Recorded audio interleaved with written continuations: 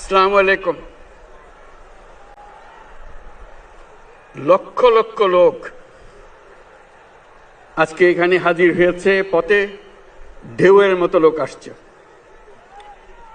সারা বাংলাদেশ জুড়ে কোটি কোটি মানুষ আজকে এই মুহূর্তের জন্য অপেক্ষা করছে। তারা তাকিয়ে আছে হাদির কথা শোনার জন্য। আজকে বিদেশে যারা আছে বাংলাদেশি, এই মুহূর্তে তারাও হাদির কথা জানতে চায়। প্রিয় ওসমান হাদি, তোমাকে আমরা বিদায় দিতে আসি নাই এখানে। তুমি আমাদের বুকের ভেতরে আছো এবং চিরদিন বাংলাদেশ যতদিন আছে তুমি সকল বাংলাদেশির বুকের মধ্যে থাকবে। এটা কেউ সরাতে পারবে না। আমরা আজকে তোমাকে প্রিয় হাদি বিদায় দিতে আসিনি। আমরা তোমার কাছে আমরা ওয়াদা করতে এসেছি। তুমি যা বলে গেছো সেটা যেন আমরা পূরণ করতে পারি, সেই ওয়াদা করার জন্য আমরা একত্র হয়েছি। সেই ওয়াদা শুধু আমরা নয়, পুরুষানুক্রমে বাংলাদেশের সব মানুষ পূরণ করবে। সেই ওয়াদা করার জন্যই আমরা তোমার কাছে আজকে এসেছি, সবাই মিলে যে যেখানে আছি। আমরা তোমার যে মানব প্রেম, তোমার যে ভঙ্গি, মানুষের সঙ্গে উঠা বসা, তোমার যে রাজনৈতিক দৃষ্টিভঙ্গি, সবাই প্রশংসা করছে। সেটা আমরা মনে প্রাণে গ্রহণ করছি, যে এটা যেন আমাদের মনে সবসময় জাগ্রত থাকে, আমরা সেটা অনুসরণ করতে পারি।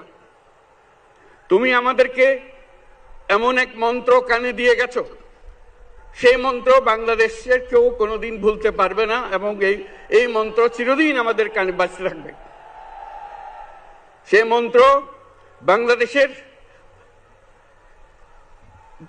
বড় মন্ত্র হয়ে আমাদের জাতির সঙ্গে সংযুক্ত থাকবে। তোমার মন্ত্র ছিল চলো বলবীর চির উন্নত মমশির।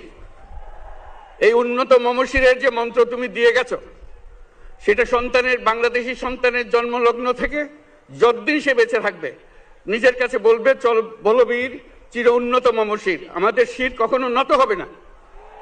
সেই মন্ত্র তুমি আমাদেরকে দিয়ে গেছো, আমাদের সব কাজে সেটা আমরা প্রমাণ করব।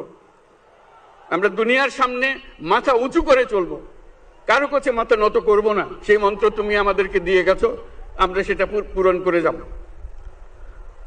প্রিয় হাদি, তুমি নির্বাচনে অংশগ্রহণ করতে চেয়েছিলে এবং সেই নির্বাচনে অংশগ্রহণ করতে গিয়ে নির্বাচন কিভাবে করতে হয় তারও একটা প্রক্রিয়া জানিয়ে গেছে আমাদেরকে।